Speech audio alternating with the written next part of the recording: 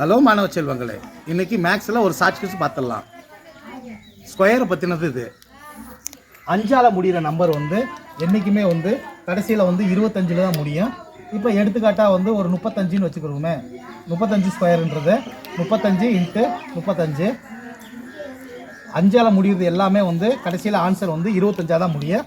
இப்போ 3க்கு ஒரு நம்பர், பெரிய நம்பர் 4. அப்போனா 4 × 3 4 12.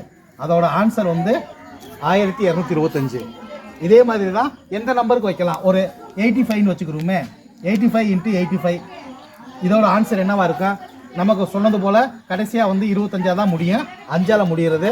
இப்போ 8க்கு ஒரு நம்பர் பெரிய நம்பர் 9. 9 8 72. அப்படின்னா இதோட ஆன்சர் 7225.